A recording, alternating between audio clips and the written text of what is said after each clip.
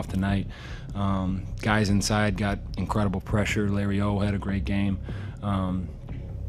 I just think we really fed off the crowd, and I still think we can do a better job of executing in those moments when the crowd is going absolute bananas. As a defense, I mean, Alex Highsmith played his absolute tail off tonight. Guys inside got incredible pressure. Larry O had a great game.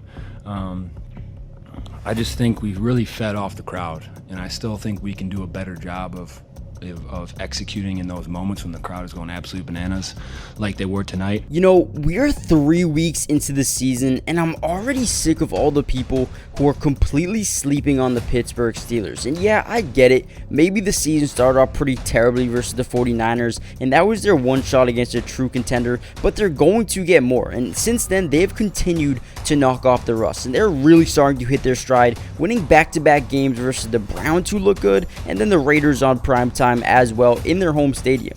These two games were extremely close, coming down to the wire, but I'm starting to see some amazing signs for this team. And in this video, I'll be breaking down how the Steelers look so far this season, but more importantly, why I believe that they can shock the world and even compete to win the division. However, before we jump into that, comment down below real quickly just one player who has either impressed you in a positive way or even underwhelmed you so far this season in terms of their production.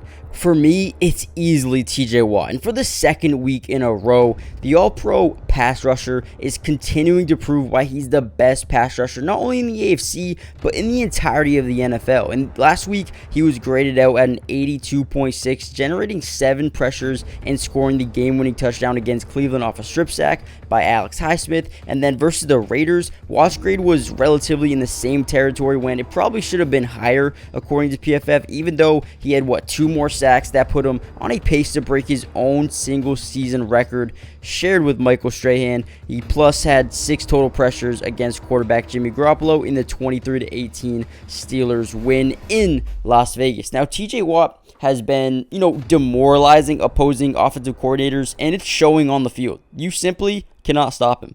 In week 3, the Raiders closed the gap from 16 points to just 5, but the Steelers managed to hold on and win the game 23-18. But overall, the defense has been extremely good in some areas, but I will say they have some work to do in other areas. Currently ranking number 8 in completion percentage allowed, number 6 in interception percentage, and number 3 in sack percentage as well. However, with that being said, those great numbers are stemmed from their ability to just get to the quarterback and create some pressure. And some of these other units really need to start playing better and play to the ability of what the defensive line is currently doing. And if you guys want more Steelers content all year long, make sure you guys subscribe. I will be covering the Steelers in terms of pre-game coverage, post-game coverage, and I will be doing some live streams as well covering the Steelers. Also hit the like button if you're enjoying the video. Now specifically, the run defense needs to improve, and trust me, I know Cam Hayward being out is probably hurting them a little bit right now, but man, they still have so many talented guys in this front 7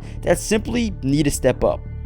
The Steelers are ranking number 29 in yards per rush allowed, number 30 in rush yards allowed per game, and even their pass defense looks good at times, and then other times they seem to disappear. For example, let's talk about Levi Wallace, who is coming off a very up and down game. Obviously, you see the 2 interceptions, and you're like, wow, that's a great game. But, he was targeted a ton throughout the first 2 weeks of the season, and the Raiders came into week 3 with the game plan. They wanted to target Levi Wallace, and that's what they did, giving him 14 targets. He allowed 8 catches for 104 yards and 2 touchdowns, they averaged about 13 yards per reception when going against Levi Wallace. But he also, like I said, had 2 interceptions, had 2 pass breakups on the season, while limiting the Raiders to 25 yards after the catch when Garoppolo went after him. Not bad when you're going up against a guy like Devontae Adams and a capable wide receiver like Jacoby Myers. We also saw a little bit of Joey Porter Jr. His snap count was starting to continue to grow. He went from 27 defensive plays. He had 24 plays in coverage and posted a very solid grade of 64.5 according to PFF. Obviously, we want to see that get a little bit better, but I think as this unit continues to build chemistry, continues to get more healthy, I think that they will, start playing better. I think the pass rush is allowing them to get away with some things at time, but I think they just need to be a little bit better, be a little bit more sticky, and once they do that, this defense will go right back to being top 5. And as like I said, as the season progresses, I think the rust will be knocked off. I think they'll start trending in the right direction. Well, at least we can hope. And the last thing before we finish off this video, guys, is you need to go check out Underdog Fantasy. They're having a crazy special right now that I need you guys to get in on. For anyone who signs up over the next week, I believe, I think the 4th of October they stopped doing this, but they will match your first deposit up to $500.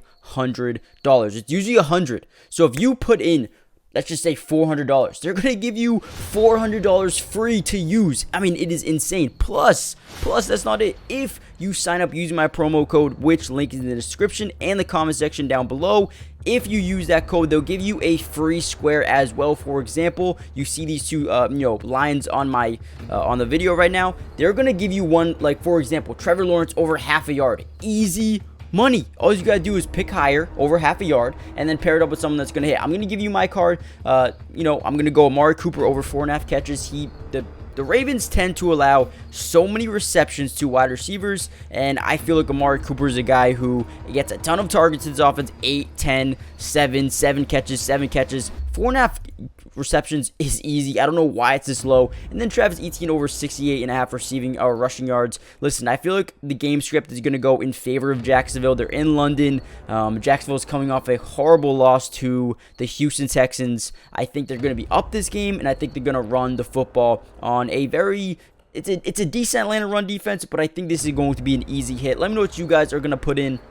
They have so many different bets. I mean, you can just go down them all and look at how many they have. It's so many. So go check it out. Let me know what you guys think, and let's get back into the video.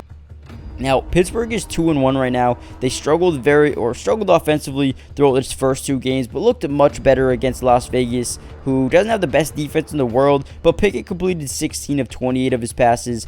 George Pickens finished with 4 catches for 75 yards. And right now, the Steelers ranked number 22 in points per game, number 27 in yards per game, 26 in third down conversion percentage, and number 17 in touchdowns per game. And obviously, looking at that needs to be worked on. That needs to be better going forward. But there are some bright spots as well. George Pickens looks amazing. I think with some progression, with some chemistry building with him and Kenny Pickett, I really do believe that George Pickens has showed us that not only can he be one of the best wide receivers in the division, paired up with, or up there with Jamar Chase and T. Higgins and those guys, but I think he could be a top 10, a top 5 wide receiver in the NFL with the right, building, the right confidence, the right morale. I think this dude has shown the capabilities, making big-time catches and big-time moments, and has the work ethic of no one else. You also have Calvin Austin, who has the speed to take the top off the defense at any point in time and is always a threat. I think once Allen Robinson, goes into a different direction, or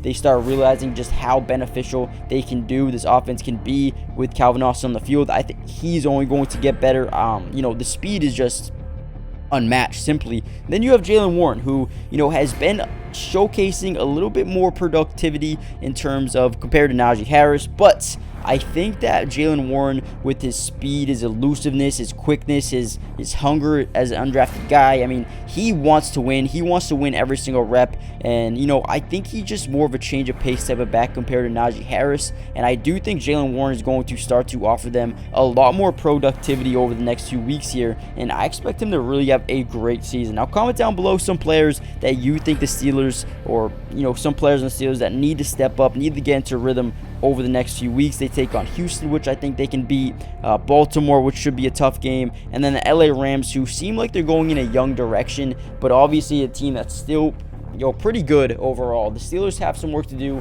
have some wins that they need to get, and let me know what you guys think the Steelers need to do going forward, and I'll see you guys in the next video. Peace.